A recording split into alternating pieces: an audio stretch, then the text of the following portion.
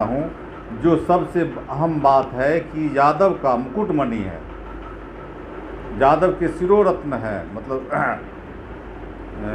भगवान श्री कृष्ण, और उसकी गुणगान करने के लिए, अपने दादा पुरखा की गुणगान करने के लिए, और यादवों को प्रताड़ित जो किया, मानसिक प्रताड़ना जो किया, ये सबसे बड़ी बात है कि यादवों ने उसको अपने कुल गुरु का जो दूसरे के हवाले कर दिया, दूसरे ने जो अडॉप्ट कर लिया, ब्राह्मणों ने जो अडॉप्ट कर लिया कथा कहने का और कृष्ण लीला कहने का, जो उसका एक बढ़िया सिर बखान नहीं करता है। सबसे बड़ा कि मंच पर बैठ के उनके खाली माखन चोर का और कपड़ा चोरी हरण का जो आरोप लगाता है, जो सबसे निंदनीय काम करता है। तो ऐसी परिस्थिति हो गई कि हजारों साल से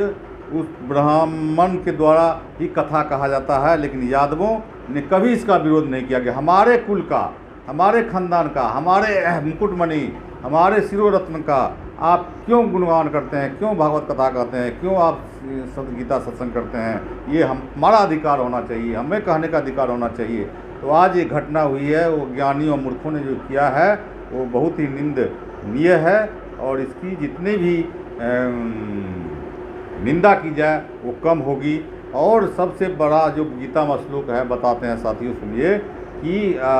चौथा अध्याय में 12वां श्लोक, चातुर्वर्ण्ये मया सृष्टि गुण कर्म विभागसः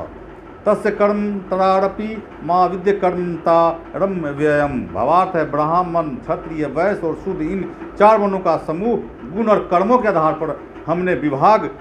पूर्वक मेरे द्वारा ही रचा हुआ है, हमने ही बांटा है, गुण और कर्म के आधार पर, नहीं कि जन्म के आधार पर। आप मान लीजिए मैं सत्संग करता हूँ, हमारा योल